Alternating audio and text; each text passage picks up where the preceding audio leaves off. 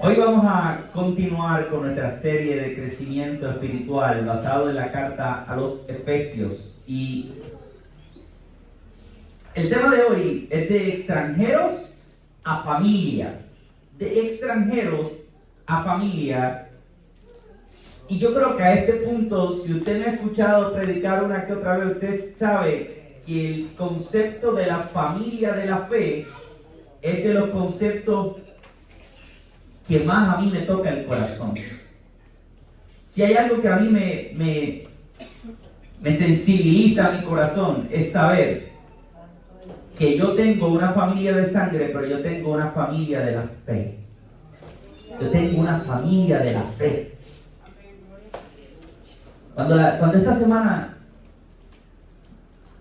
yo estaba en el velorio de mi papá, yo veía cómo aquella capilla se llenaba de gente que yo no conocía, que no era mi familia, pero era la familia de la fe a la cual pertenecía mi papá. Y me acuerdo que le dije a su pastora, qué bueno es tener una familia de la fe. Qué bueno. Usted sabe, yo he llegado a lugares donde está el féretro y no hay nadie. Vacíos, solos. La familia sola, porque no tienen a nadie. Pero cuando tú estás en la familia de la fe, tú siempre tienes gente. Y nosotros estamos diseñados para ser parte de la familia de la fe. Esa es parte del propósito de Dios con nosotros. Y cuando yo lo veo hecho realidad, saber que yo puedo cruzar latitudes y yo puedo encontrarme con otra familia que también se convierte en mi familia en ese momento, porque pertenecemos a una familia grande a la cual nosotros hemos sido integrados. Y lo que vamos a hablar hoy es cómo lo que hizo Jesús en nosotros nos pasó de extranjeros a familia. Nos pasó de extranjeros a familia. Esa es la idea central de lo que nosotros vamos a discutir hoy. Yo quiero leer de la Nueva Versión Internacional, Efesios 2, los versículos del 11 al 22. Efesios 2, versículos del 11 al 22. Efesios 2, versículos del 11 al 22. Y voy a leerlo completo de esa parte de la Nueva Versión Internacional. Y dice, por lo tanto, y cuando uno dice por lo tanto, es porque uno ha dicho algo antes. Ojo, que tú no llegas a la casa de alguien y dices, pues por lo tanto, si tú no has hablado nada, no tendría sentido. El por lo tanto dice que venía algo antes. Ese algo antes fue lo que predicamos la semana pasada. El versículo anterior es porque somos hechura suya, creados en Jesús para buenas obras, las cuales Dios preparó de antemano para que anduviésemos en ellas. Somos la obra maestra de Dios. Y después que Él nos dice, somos la obra maestra de Dios, dice, por lo tanto, porque somos la obra maestra de Dios, recuerden ustedes los gentiles de nacimiento, o sea, nosotros, los que no somos judíos, los que son llamados incircuncisos por aquellos que se llaman de la circuncisión, la cual se hace en el cuerpo por mano humana. Recuerden, vuelve y le dice, recuerden que en ese entonces ustedes estaban separados de Cristo, excluidos de la ciudadanía de Israel, ajenos a los pactos de la promesa, sin esperanza y sin Dios en el mundo. Voy a repetir eso nuevamente porque ahorita lo vamos a atender. Recuerden que ustedes estaban separados de Cristo, excluidos de la ciudadanía de Israel, ajenos de los pactos de la promesa, sin esperanza y sin Dios. Pero ahora, ¿se acuerdan que la semana pasada hablamos de los peros? Este es otro pero extraordinario.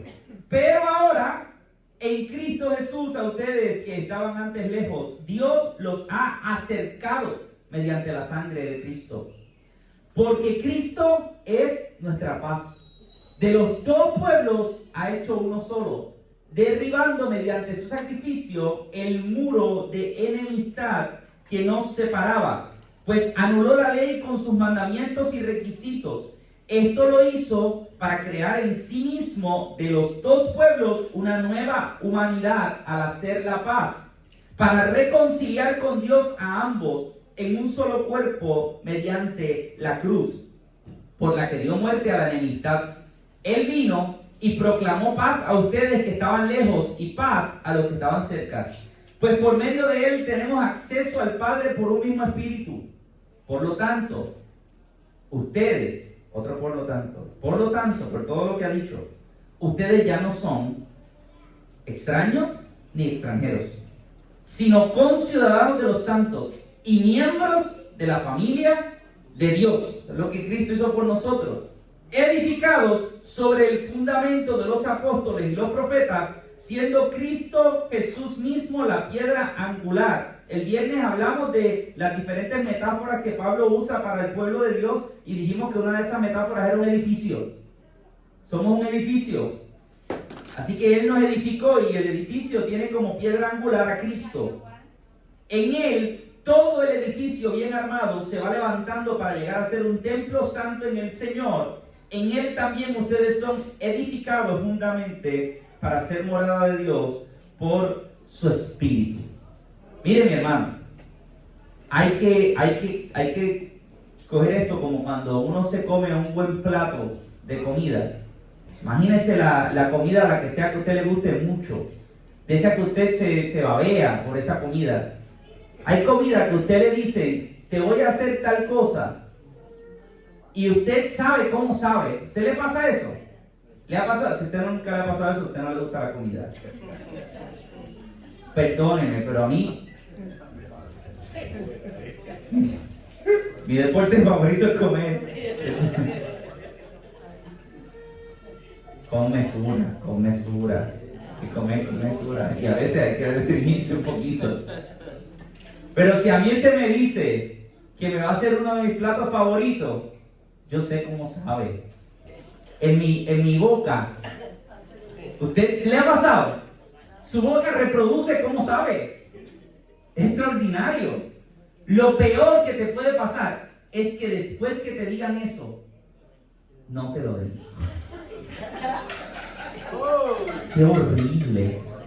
Eso es como una pesadilla. Que a ti te digan, te voy a hacer una carne guisada y tú empiezas, tú casi puedes... Y que lleguen y te digan, ay, no pude hacer la carne guisada porque... Mira, lo que sea que te sirva ahora, ¿sabe malo? ¿Sabe malo? Porque porque ya te quitan las ganas, ya tú tenías la idea hecha y te hiciste hasta cómo te lo ibas a saborear, ¿verdad? Cuando nosotros nos acercamos a este tipo de escritura, usted tiene que ir como saboreándosela de la misma manera, porque aunque tiene muchas cosas, hay que ir parte por parte y ir como desmenuzándola y agarrándola y diciendo, esto está bien bueno, esto también está bien bueno, esto también está bien bueno. Ese tipo de sensación es la que yo quiero que nosotros tengamos con esto. No olviden de dónde vienen. No olviden de dónde vienen. Recuerden, es una de las frases principales que nos dice el apóstol en esta sección. Recuerden, no se les olvide, recuerden. Cuando nosotros terminamos el sermón de la semana pasada, hablábamos de que somos el poema de Dios, que somos la obra maestra de Dios, que fuimos creados en Cristo Jesús para buenas obras, que Cristo Jesús nos creó para que hiciéramos cosas buenas. Ahí dijimos que no es por obra, pero hay que tener obras, ¿verdad? Que no es por obra para que no nos las echemos, pero ojo, hay que hacer obras, y que las obras son una expresión de Dios. O sea, que lo que nos está diciendo es que las obras son la consecuencia y no la causa, ¿verdad? Quiere decir que nosotros vamos a tener obras como resultado de lo que Dios escribe en nosotros. Ahora, Pablo nos dice, eso que Dios va a hacer contigo no lo va a hacer en solitario. Porque como decíamos al inicio, ninguna parte del plan de Dios está diseñada para que tú te desconectes de la gente. Hay gente que quiere vivir desconectados del mundo. Y yo te quiero decir con mucho respeto que si ese es tu deseo, eso no es parte del plan de Dios para ti. Que el plan de Dios para ti no es que tú te desconectes de la gente, que el plan de Dios para ti es que tú encuentres tu propósito en medio de la gente. Eso es importante. Y tú dices, ay pastor, lo que pasa es que a mí la gente no me encanta. No me gusta mucho la gente. A Dios sí. A Dios sí le gusta la gente. Y Dios quiere que a ti también te guste. Y Dios quiere que aprendas a convivir con la gente. Que aprendas, porque ahí vas a desarrollar una parte que Él necesita desarrollar en ti. Así que el plan de Dios va a tener en nosotros un propósito de comunidad. Y eso es lo que nos explica Pablo en esta sección de Efesios 2 del 11 al 22. Y lo primero que Él nos pide es que hagamos memoria, porque la gratitud va a nacer de cuando yo me acuerdo de lo que yo era. Él dice en Efesios 2:11, y esta es la traducción contemporánea de la Biblia: recuerden que en otros tiempos ustedes, los que no nacieron como judíos, eran llamados incircuncisos, pero la famosa circuncisión solo era algo humano que ellos hacían en el cuerpo.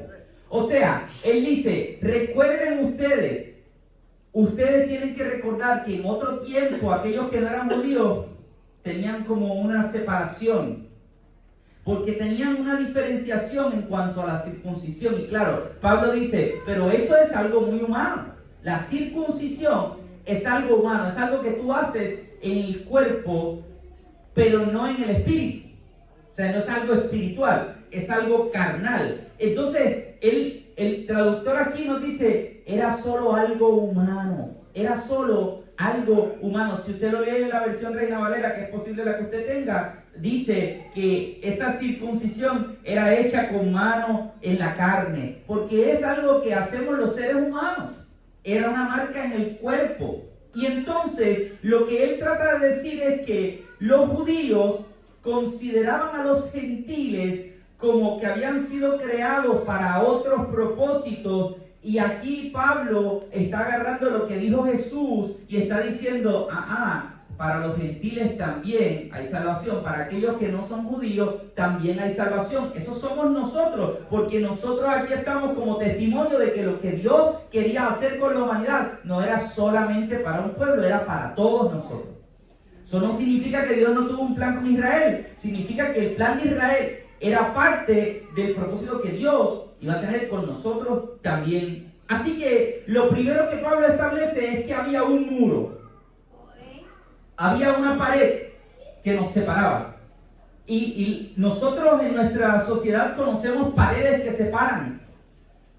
Aquellos que se criaron en la Guerra Fría, en aquellos años de los 70, los 80, especialmente los 60, los 70, los 80. Algunos de ustedes puede ser que hayan vivido esa época.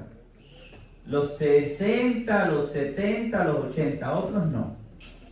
Pero esa época era lo que conocíamos como la Guerra Fría, y una de las cosas más grandes que ocurrió en la Guerra Fría fue que se construyeron murallas que separaban gente. Por ejemplo, el famoso muro de Berlín. Algunos de ustedes lo recuerdan, y quizás si usted no lo recuerda cuando estaba construido, recuerde el día que lo derrumbaron. La razón por la que era tan importante el muro de Berlín es porque el muro de Berlín se construyó en la mitad de Berlín, la ciudad de Berlín en Alemania, y aquella ciudad quedó dividida por un muro. Era un muro de verdad, que la gente no podía pasar de un lado a otro. Familias quedaron separadas para siempre, no se podía, porque cada lado, el lado occidental y el lado oriental, quedaron en dueños distintos, y se convirtió en un problema social aquel muro de Berlín. O sea, cuando los muros se construyen, generalmente se construyen para separar, para marcar, y tú puedes ser que tengas un muro en tu casa que tenga algún propósito distinto, quizás para marcar solamente tu territorio, no para tú hacer algo malo con el vecino, pero la realidad es que cualquier muro que tú pones lo que hace es que separas de otra cosa. Es una división que es fácil de ver. Esta sociedad tenía en su alrededor muros. Ellos sí conocían lo que eran muros, y las sociedades antiguas tenían la costumbre de amurallar las ciudades. Ustedes conocen una ciudad amurallada. Lo que pasa es que ustedes llegaron a esa ciudad cuando ya no estaba tan amurallada, y es la ciudad del Viejo San Juan. La ciudad del Viejo San Juan se construyó con una muralla alrededor. Había una muralla alrededor completa en la ciudad del Viejo San Juan. Y esa muralla era una muralla que iba desde donde está el Morro, bajaba por el Paseo de la Princesa, todavía de hecho esa parte está, y usted después iba por donde está por allí las lanchas, todo eso, subiendo por ahí. Esa muralla continuaba, la ciudad estaba cerrada por completo, toda la ciudad estaba cerrada. Así que eso era una ciudad que por la tarde, les voy a dar un secreto histórico, la razón por la cual esa sección de donde está el Capitolio hacia allá se llama Puerta de Tierra, es porque por ahí estaba la única puerta que daba a tierra, porque todas las otras puertas daban hacia el mar. Algunos de ustedes han visto la puerta de San Juan. La puerta de San Juan da a la bahía. Hay otra puerta que da hacia el cementerio Santa María de Pasi, que da hacia el Océano Atlántico. Hay otra puerta que va por donde está la Perla, esa también da hacia el Océano Atlántico. La otra puerta se derrumbó, estaba por donde están las lanchas, y la otra puerta era la puerta de tierra. Estaba allí hacia Puerta de Tierra. Por eso se llama Puerta de Tierra, aprendieron algo hoy.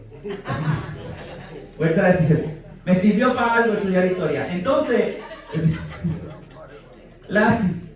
la puerta dividía, y si tú te quedabas afuera no podías entrar después.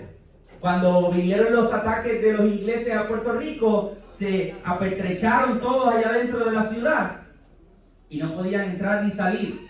Y eso sirvió para protegerlos. Pero las murallas lo que hacen es que dividen y separan. Y Pablo dice, ustedes estaban lejos, había una muralla que los separaba. Y él dice, hay 5 cosas que había en la gente que no era judía. Y ahí ustedes lo pueden ver en esos primeros versículos. El versículo 12 dice que nosotros estábamos sin Cristo, excluidos de la ciudadanía de Israel, ajenos a las promesas, sin esperanza y sin Dios.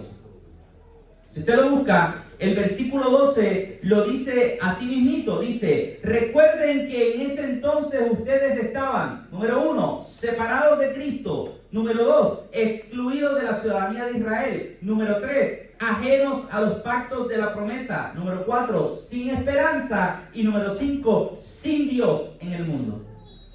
O sea que aquellos que no eran judíos vivían esa separación. Y son muchas cosas.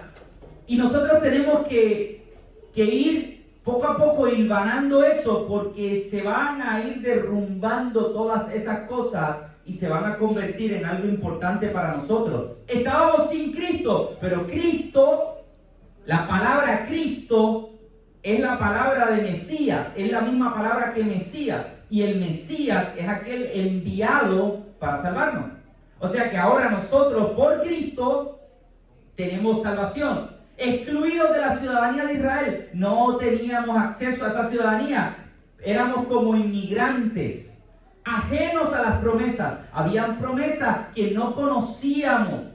Es como si fuéramos extranjeros de esas promesas, sin esperanza. Quiere decir que no había razón para mirar el futuro de manera positiva. Estábamos sin esperanza y sin Dios. Sin Dios. Pero eso cambió. Y nosotros tenemos que ver que cuando decimos que eso cambió, lo que hace Cristo es que rescata algo que estaba desde el principio. Porque hay gente que piensa que lo que hace Cristo es crear algo que no había. Ojo, porque desde el principio, cuando uno va a Génesis capítulo 12, versículo 3, en ese inicio, cuando Dios llama a Abraham, le dice a Abraham, yo bendeciré a los que te bendigan y maldeciré a los que te maldigan. Por medio de ti serán bendecidas todas las familias de la tierra. Cuando Dios le habla a Abraham, no le dice, por medio de ti yo voy a bendecir a todas las familias judías. Por medio de ti yo voy a bendecir a todas las familias de la tierra. Quiere decir que desde el inicio el plan de Dios era con todas las familias de la tierra. Y es importante que nosotros entendamos eso, porque si no podríamos tener una idea equivocada de Dios. Quiere decir que Dios no quería a los demás y solamente quería a los judíos. No. Que Dios desde ese momento está trabajando un plan para todo el mundo. Nosotros estábamos en la mente de Dios. Nosotros siempre estuvimos en la mente de Dios. Y lo dice ahí, no se borró de la Biblia. Eran todas las familias de la tierra. Cuando uno de momento ve lo que le dice el profeta Isaías, capítulo 49, versículo 6, dice: harás algo más que devolverme al pueblo de Israel. Yo te haré luz para los gentiles. Yo te haré luz para los gentiles. Extraordinario. Y llevarás mi salvación hasta los confines de la tierra. Eso es lo que hace Dios. Pensó desde el inicio en todos los demás. Entonces a veces nosotros pensamos en que solamente estaba pensando en Israel. No, estaba pensando en todos nosotros. Lo que sucede es que Dios comienza con Israel y a través de Israel vemos lo que Dios va a hacer con todos los demás. Israel se convierte en el modelo, en el ejemplo, en ese principio de lo que va a ocurrir después. Nosotros lo vemos en diferentes momentos. El plan de Dios siempre fue universal. Nosotros siempre estábamos ahí. Cuando nosotros vemos cosas como las que ocurrió con Nínive y el profeta Jonás, que fue a predicarle, dice que en aquella ocasión, cuando él le predicó, se convirtieron, se arrepintieron. Y esa era gente impía. Ellos eran paganos. Y de hecho ese era el coraje que tenía Jonás. Si usted recuerda, Jonás, Dios lo manda a que le predique al pueblo de Nínive y que el pueblo de Nínive se arrepienta. Y Jonás dice: yo no voy a hacer eso. Porque si yo hago eso y ellos se arrepienten, tú los vas a perdonar. Yo no quiero que tú los perdones. Esa historia de Jonás es terrible, ¿eh? Porque ese señor, Dios lo manda a hacer algo y él dice: no, porque tú eres tan bueno. Eso es lo que hace Jonás. O sea, y lo digo para que veamos que el propio pueblo de Israel sabía que dentro del corazón de Dios había tanta bondad para salvar a todo el mundo. Y por eso Jonás se enoja. Porque Dios le dice a Jonás: vete y dile a ellos que se arrepientan. Y Jonás le dice: no, si le digo que se arrepientan, se van a arrepentir. Y tú los vas a perdonar. Y cuando él va, se sienta a esperar a que baje el fuego del cielo. Agarra popcorn y dice: quémalos. Y es una historia que termina muy triste porque Jonás se queda enojado para siempre. Jonás se quedó enojado. Esa historia no termina bien. Terminó bien para el pueblo, pero para Jonás no. Jonás se queda enojado. Búscalo, el último versículo de Jonás. Jonás se quedó enojado. Se quedó enojado porque él quería que Dios los acabara a todos los impíos. Y como Dios los perdona, él dice: no, al final feliz aquí. Yo quería que se murieran todos. Porque él estaba con un corazón distinto al de Dios. El corazón de Dios es que todos aquellos que escuchen puedan venir al arrepentimiento. Por eso constantemente Dios le daba instrucciones al pueblo: haz espacio para los extranjeros, haz espacio para los inmigrantes, ocúpate de aquellos que tienen necesidad, porque el propósito de Dios siempre fue con todos nosotros. Y por eso es que llega el pero del versículo 13. Pero ahora, después que él nos dice: había un muro que los separaba a ustedes estaban sin esperanza, sin Dios, sin ciudadanía, ajenos a las promesas, sin Cristo. Él dice: pero ahora, unidos a Cristo Jesús, ya no están lejos.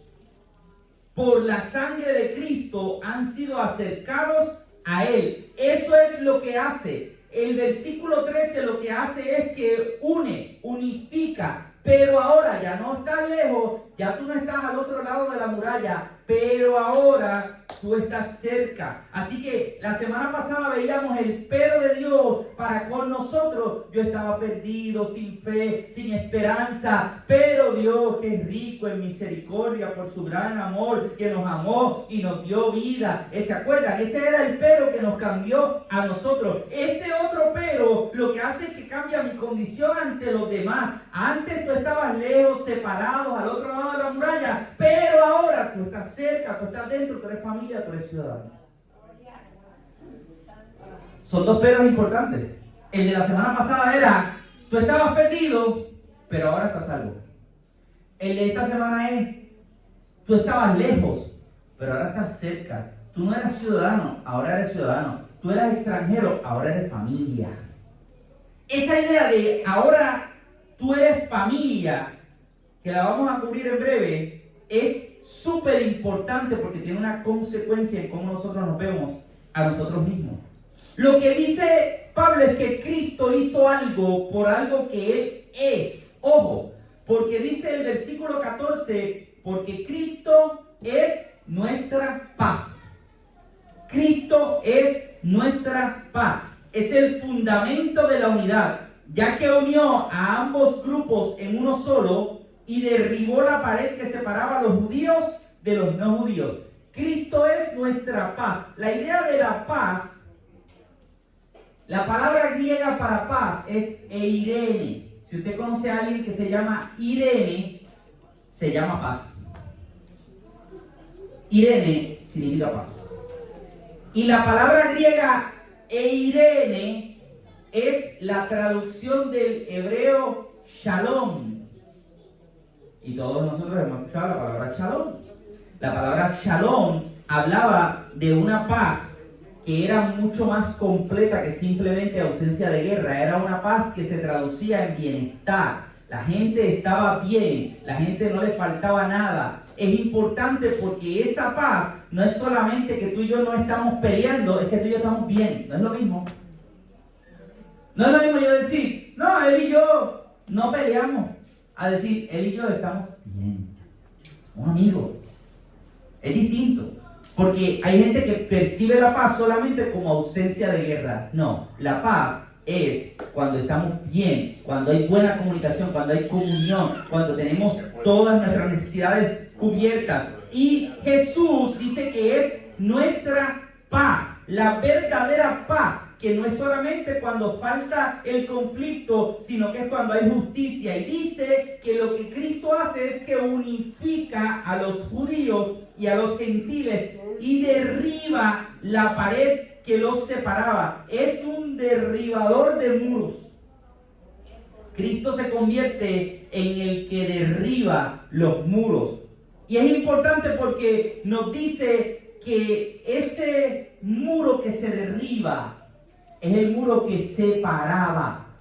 Es el muro que separaba. Ojo, que aquí está diciendo que ese proceso de derribar el muro está explicándole algo a ellos también. Porque ellos veían en su ciudad los muros importantes. Estaban, por ejemplo, los muros del templo, que eran importantes para ellos. Para los judíos el templo era importantísimo. Y Jesús, en un momento dado, Marcos 11:17, le dice, mi casa será llamada casa de oración para las naciones, pero ustedes la han convertido en cueva de ladrones. Jesús va poco a poco diciéndole, esto que ustedes idolatran tanto, ustedes lo han convertido en un problema. Y yo vengo a transformar esa realidad. Así que Cristo va a derribar esa barrera, pero es una barrera que no es física, es una barrera que es invisible a nuestros ojos. Porque las barreras que a veces nos dividen no son barreras físicas, son barreras invisibles a nuestros ojos. Él lo que hace es que derriba lo que nos separaba, abole aquello que estaba sobre nosotros, las leyes que estaban anterior, y construye una nueva humanidad. Ustedes lo pueden ver en los versículos 14, 15 y 16. Eso es lo que Él hace. Si nosotros lo vemos, Él dice que Cristo es nuestra paz, derribando mediante su sacrificio el muro de enemistad. Había un muro, Él lo derriba. anuló la ley con sus mandamientos y requisitos. Quiere decir que ya aquella ley que cubría a todos no nos va a cubrir a nosotros porque es bajo la nueva ley de Cristo. Y Él dice, y a la vez también lo hizo para que creara una nueva humanidad. O sea que ahora hay una nueva obra, y esa nueva obra es la que ocurre en nosotros, un nuevo pueblo.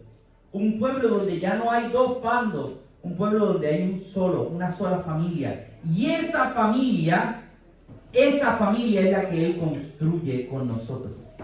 Esa es la familia de la fe. Esa es la familia de la fe. Cuando nosotros vemos lo que Él hace, Él está convirtiendo la cruz en un espacio de unificación. Hay una metáfora que es bien bonita, y es la idea de que la cruz tiene dos ejes. El eje vertical y el eje horizontal. Y el eje vertical lo que hace es que une el cielo con la tierra, o sea, yo tengo acceso a Dios. Pero el eje horizontal lo que hace es que me pone en amistad con mis hermanos. O sea que si yo quiero creer en el sacrificio de la cruz de Cristo, yo no solamente voy a reconciliar mi vida con Dios, sino que yo voy a reconciliar mi vida con los demás. Lo que Dios hace contigo tiene que tener una consecuencia con los demás. Yo no puedo tener relación con Dios y tener enemistad con la gente. Yo no puedo decir, no, es que yo amo a Dios. A ti no, pero a Dios sí. Lo que pasa es que a mí se me hace más fácil servirle a Dios que servirte a ti. Si Dios hace algo contigo, tiene que reflejarse con tus hermanos.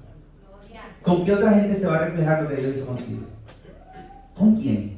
Con los que te rodean. Entonces, lo que Dios hizo contigo no puede estar tan contigo que nadie lo vea. Alguien lo tiene que ver. Y tiene que haber un proceso de reconciliación. En tu corazón tiene que surgir el perdón. En tu corazón tiene que resurgir, tiene que volver la armonía. Tiene que haber una intención de hacer amistad y acercarte a las personas. En la medida de lo posible, tienes que tener buenas relaciones con la gente.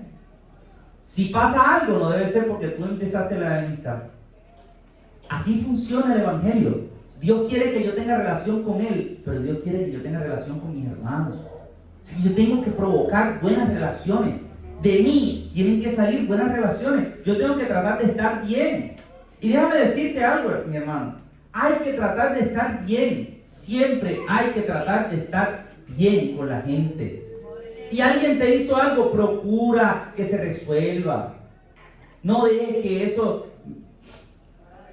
Si tú tienes una herida física, te cortaste, y tú no haces nada con eso, ¿qué pasa? Se infecta. Se infecta. Y si tú lo dejas, es peor. Después vas a tener que bregar con otras consecuencias. Sánalo. Resuélvelo. Resuelvan. Háblense de frente. Díganle, mira, perdón. Mire, pedir perdón es más fácil de lo que parece. Es tan fácil. Mira, Vanessa, discúlpame si yo te hice... Estoy haciendo un ejemplo.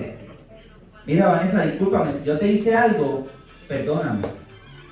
Porque a veces, yo sin querer puedo hacer algo. ¿Tú sabes cuántas veces yo he dicho cosas que después yo digo, uy, yo creo que eso que yo dije, en mi mente sonaba bien, cuando salió por la boca, sonó más feo. Sonó feo. Hace poco, yo hice algo así. ¿Usted, pastor? Ay, carne y hueso. Carne y hueso. Y en medio de las tensiones y en medio de un coraje, dije algo bien fuerte a una persona. Y después, ustedes no lo conocen, y después, esa noche les dije, necesito encontrarme con ustedes. Los esperé y hablé. Y les dije, yo quiero pedirles disculpas por lo que yo dije en tal momento. No, Marco, no te preocupes. No, sí me preocupo. Sí. Yo quiero que ustedes sepan que yo no quise decirlo de esa manera. Que yo no quiero que esto se extienda. Yo quiero pedirles perdón. Ya queda la otra parte, perdonar, ¿no? Para ellos no había habido una ofensa, pero no importa, porque yo no lo sé. Y si tú piensas que tú hiciste algo mal, reconcíliate. Ve y pide perdón, que eso, mira, es lo mejor del mundo. Y después que tú lo haces, te sientes bien. ¿Te sientes bien? Y es importante nosotros construir relaciones saludables con la gente. Hay que construir relaciones saludables con las personas. No podemos vivir en pelea con el mundo. Tenemos que vivir en armonía. Hay que vivir en armonía. Porque eso es parte del plan de Dios. Y nosotros como iglesia necesitamos vivir en armonía. Porque usted sabe, lo más fácil que puede hacer el enemigo no es hacerte pecar a ti y a mí. Es que tú y yo estemos enojados. La forma más fácil que el enemigo puede detener la iglesia es que tú y yo nos enojemos y vivamos peleados. Porque tú lo que haces es que los pones a pelear y después... Y tú dices, ¡ay, el diablo! El diablo está sentado hace rato. Los que están peleando son ustedes. ¿Es la verdad? El diablo se metió, el diablo hizo porque hizo una cascarita. Y el resto lo hacemos nosotros. Y ese es el problema. Entonces tú tienes que cuidar. Yo tengo que cuidar las relaciones. Porque lo más fácil de destruir son las relaciones.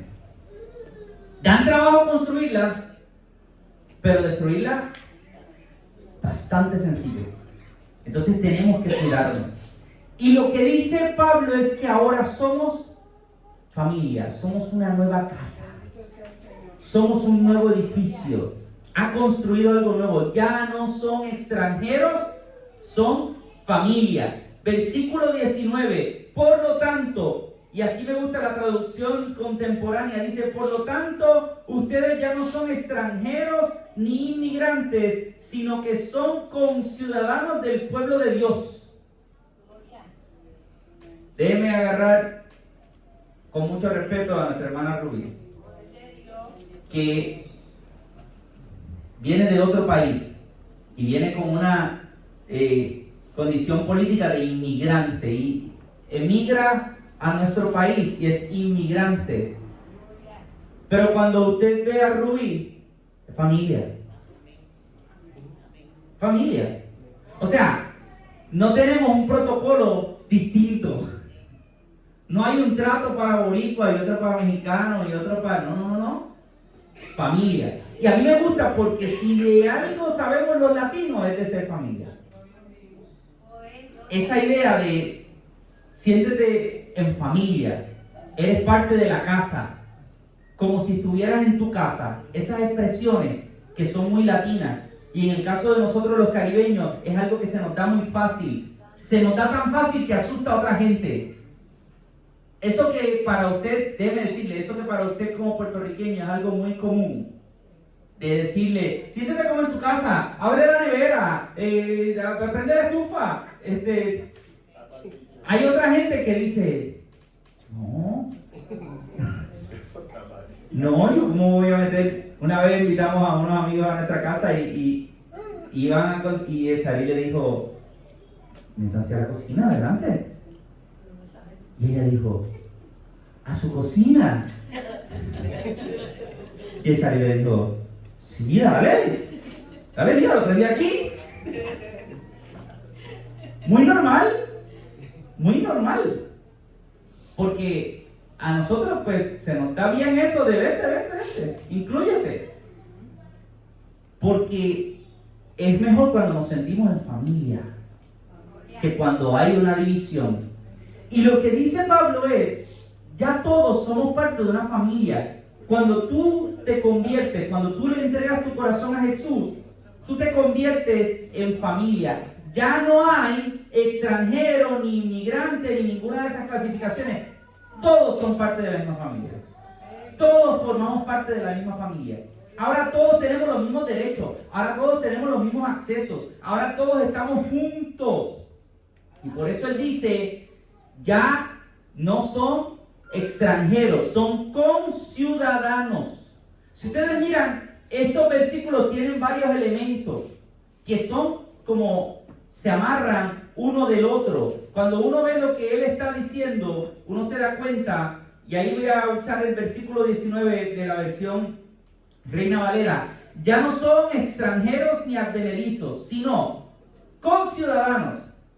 Eso es lo primero. Son conciudadanos de los santos. Segundo, miembros de la familia de Dios.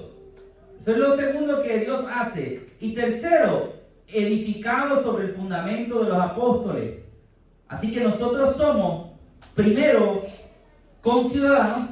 Ya no hay una división política entre nosotros, somos lo mismo. Y luego somos miembros de la familia. Y luego vamos a convertirnos como en un edificio. Porque lo que Dios hace es que nos va construyendo. Así que hay un proceso de adopción.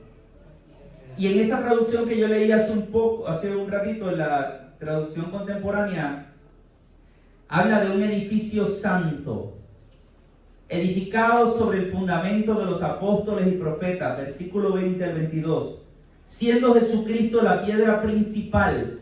De este modo, gracias a Cristo, todo el edificio queda bien unido y va creciendo hasta ser un templo santo para el Señor. Ustedes también son parte de este edificio y se convierten en morada de Dios a través del Espíritu.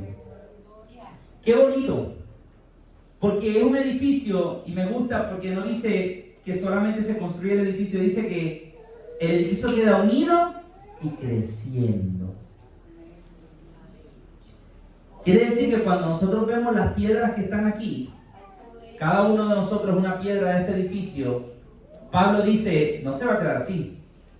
Este edificio sigue creciendo.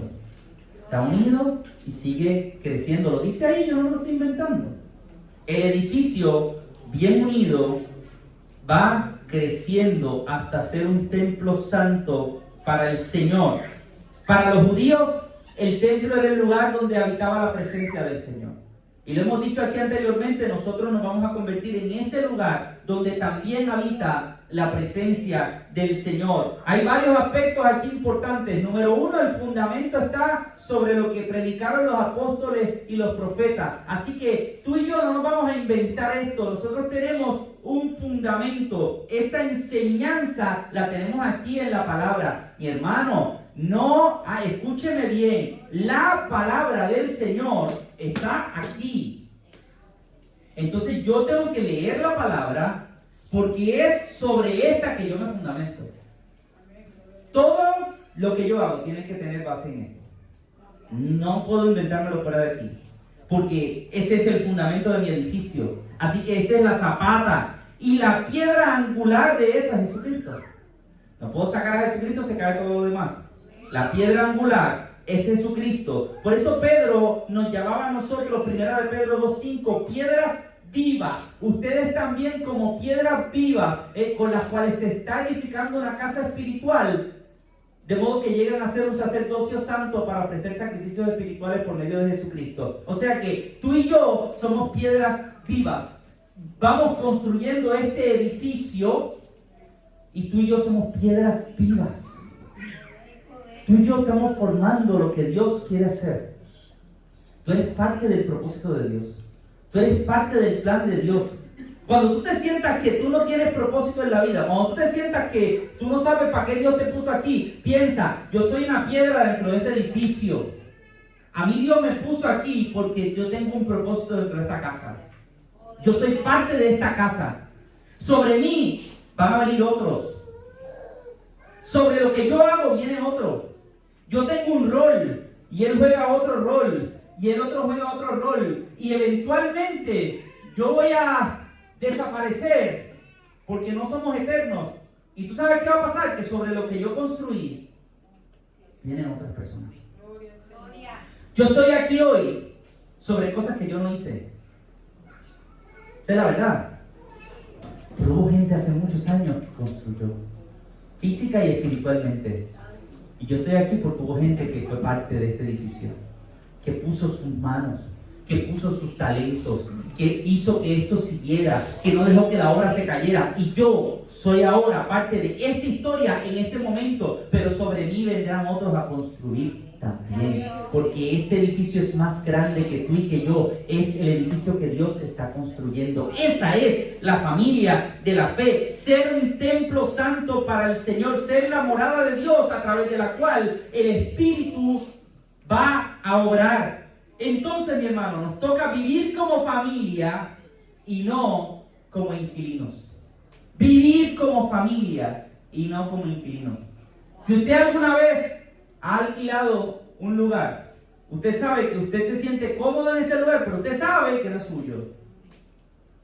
La idea de ser inquilino es que tú estás ubicado en ese lugar, pero tú sabes que es temporera tu estadía, porque no es tuyo, no es tu lugar, no es tu lugar. Pero cuando tú tienes tu lugar, tú te sientes que es tu casa. Y cuando tú estás en casa de tu familia, te sientes en completa libertad. Y lo que Dios nos invita es a vivir como familia, no como extranjero, no como inquilino. No tienes que vivir con miedo, tienes que vivir fluyendo en lo que Dios ha hecho contigo. La promesa que Dios le hizo a Abraham en Génesis se cumplió en Cristo y se cumple hoy en nosotros. Todas las naciones serían bendecidas y todos nosotros estamos incluidos en eso. Así que si yo soy familia y no extranjero, entonces yo pertenezco a ustedes y ustedes pertenecen a mí. Somos una gran familia y esta familia tiene el propósito de seguir añadiendo gente a la familia. Seguimos añadiendo gente. ¿Por qué? Porque hemos entendido que lo que Dios va a hacer conmigo también lo puede hacer con los otros. Yo quiero culminar con 3 consejos y con esto culmino. Lo primero, revisa si tú tienes algún muro en tu vida. Revisa si tú estás viviendo separado. Revisa si hay algo que te está separando de tus hermanos. Porque es importante vivir en comunidad y en comunión con los demás. Dios quiere que tú tengas comunión con los demás. Segundo, vive como familia y no como visitante. Participa activamente de lo que es esta comunidad de fe. Siéntete libre de participar en todas las cosas que nosotros hagamos. Tú eres parte. Cuando abrimos una oportunidad, cuando venimos a estudio bíblico, cuando venimos al culto de domingo, cuando venimos, es para todos nosotros. Es para todos. Somos parte de una comunidad de fe. Tú haces falta. Tú haces falta. Todos hacen falta. Todos hacen falta. Y se lo digo como pastor, todos hacen falta. Porque cuando yo me voy, en los momentos que me he ido por situaciones personales, quien se queda es el edificio de la familia de la fe. Yo no soy la piedra angular. La piedra angular es Cristo. Tú haces falta para que la obra de Dios se siga moviendo. Y yo como pastor necesito de ti. La iglesia necesita de ti. Dios te convoca. Finalmente recuerda de dónde vienes. No para vivir en tu pasado, sino para saber de dónde Dios te sacó. Que ahora tú eres parte de una familia. Y esa familia es el símbolo de que Dios te rescató de ser extranjero, de estar afuera de la casa. Efesios 2:22, ustedes también son parte de este edificio y se convierten en morada de Dios a través del Espíritu Santo. Así que tú no eres un extraño, tú no eres una extraña, no estás arrimado, no eres accidente. Tú eres una piedra que ha sido colocada por Dios aquí para hacer la obra más importante de la historia de la humanidad, la iglesia de Jesús. Y en esa iglesia es que nosotros estamos. Y el Espíritu Santo nos impulsa a seguir hacia adelante. Ponte de pie conmigo.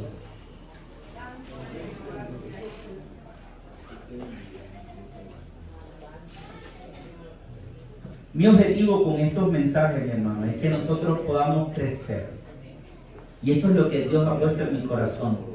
Crecer, madurar, profundizar, enlazarnos, amarrarnos a la palabra, a la realidad de lo que dice la palabra.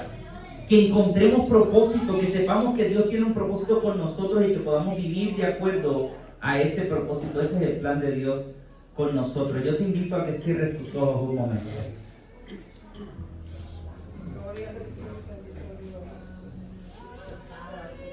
Y que